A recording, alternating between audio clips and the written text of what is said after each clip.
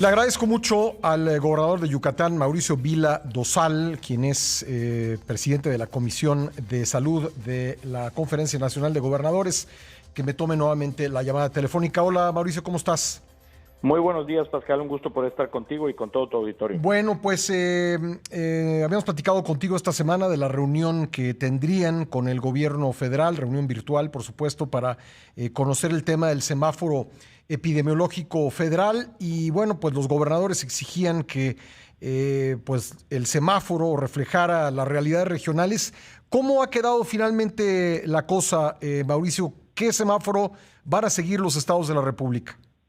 Mira, cada estado de la República está tomando sus propias determinaciones. Yo te puedo comentar que la reunión que tuvimos el día martes con los funcionarios del gobierno federal, creo que fue una reunión productiva, creo que fue una reunión donde se nos aclararon cuáles iban a ser los indicadores mediante los cuales iba a sacar el semáforo a nivel federal. Y bueno, y yo creo que aquí un poquito lo que ha habido es pues un poquito de mensajes cruzados, ¿no? Tú recordarás que el 13 de mayo, en una reunión que tuvimos también con los miembros del Gabinete Federal, se nos comentó que los estados, los gobiernos estatales éramos la máxima autoridad sanitaria en nuestros estados.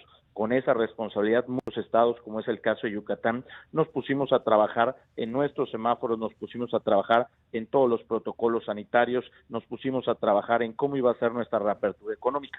El día martes, que viene la reunión para explicar cuáles son los indicadores, nos cambian la señal y dicen que solamente puede haber un solo semáforo y que es el semáforo del gobierno federal el que va a tener que obedecerse. En ese sentido, como tú ya habrás escuchado, hay algunos compañeros gobernadores que no han estado de acuerdo, y bueno, y ya el día de ayer se hace una aclaración donde se dice que sí va a haber injerencia de los gobiernos estatales, que sí va a haber pues este intercambio de información y que al fin y al cabo pues en los estados somos pues los que estaremos diciendo qué se puede reabrir y qué no se puede reabrir. Te voy a platicar cuál es el caso de Yucatán, Pascal, que es el que estoy pues evidentemente bien enterado. Aquí en Yucatán lo que vamos a estar haciendo es que sí vamos a tener un semáforo estatal.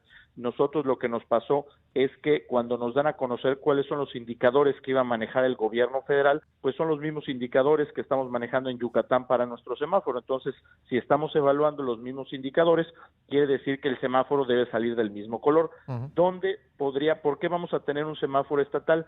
Porque queremos corroborar los datos con los que se están sacando los indicadores del gobierno federal para asegurarnos que lo que se indica en el semáforo federal concuerde con la realidad de lo que está viviendo la pandemia en Yucatán. Te voy a poner un ejemplo. Uno de los indicadores es el tema de la capacidad hospitalaria. Nosotros aquí en Yucatán hemos hecho un esfuerzo importante por aumentar nuestra capacidad hospitalaria. Hicimos una ampliación de 100 camas en el Hospital de Valladolid. Nuestro centro de convenciones ya está adaptado con más de 500 camas. Nuestra duda sería si el gobierno federal en este indicador de capacidad de camas está contemplando esta infraestructura adicional. ¿Y lo está contemplando? En este momento, en eso estamos. Yo creo que ahorita en el transcurso de la mañana lo vamos a terminar de definir. Entonces, si son los mismos datos que estamos utilizando y son los mismos indicadores, el semáforo debe salir en el mismo color.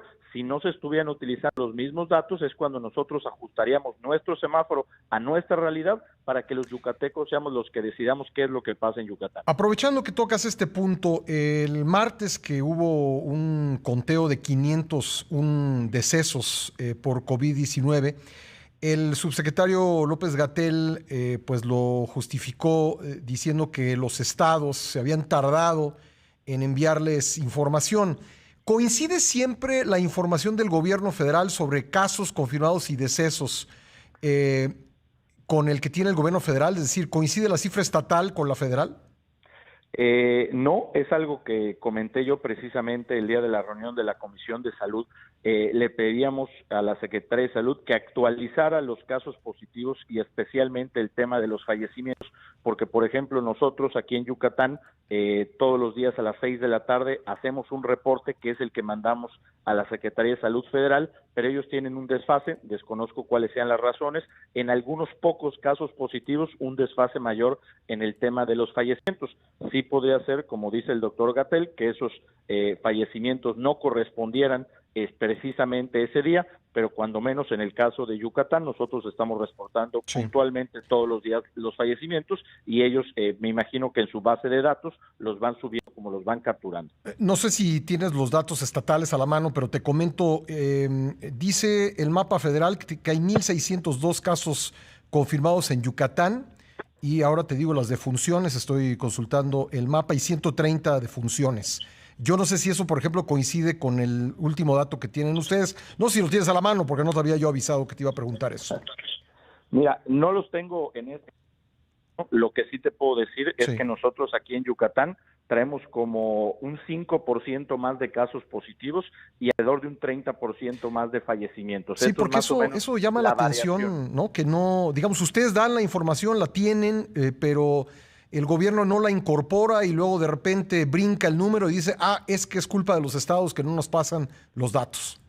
Pues mira, desconozco cuáles son las razones. Aquí, por ejemplo, en Yucatán, todos los días a las 6 de la tarde damos la información. Esa información, cuando se da, ya se mandó a la plataforma del gobierno federal. Y bueno, sería lógico que a lo mejor hubiera un desfase de un día, a lo mejor en lo que se tarda en captar. Sí. Desconozco cuáles son las razones, si en caso de que haya un desfase mayor. Lo que sí nosotros estamos haciendo es informar todos los días oportunamente lo que está pasando en Yucatán. Bueno, me queda menos de un minuto, pero te quiero preguntar rápido. El gobierno federal dijo que iba a entregar a los estados un fondo de 60,000 millones de pesos para atender estos temas, pero los estados dicen, no, a ver, momento, eso nos corresponde. Pues se mencionó que son 60,000 millones de pesos adicionales que vamos a recibir los estados. Esto no es así, es un fondo de contingencias que se utiliza para cuando hay menos recaudación fiscal a nivel federal, se pueda garantizar las participaciones de los estados y municipios. Entonces, no estamos recibiendo más dinero. Lo único es que nos va a llegar, gracias a que entre este fondo, lo que nos correspondía en nuestros presupuestos, que es dinero que tenemos derecho. De acuerdo, pues gobernador, como siempre, mi agradecimiento por tu buena disposición para conversar con nosotros. Al contrario, Pascal, un gusto poder estar contigo y con todo tu auditorio y muy buenos días. Buenos días, gracias. Mauricio Vila Dosales, gobernador de Yucatán y presidente de la Comisión de Salud de la CONAGO. Vamos a una pausa, regresamos.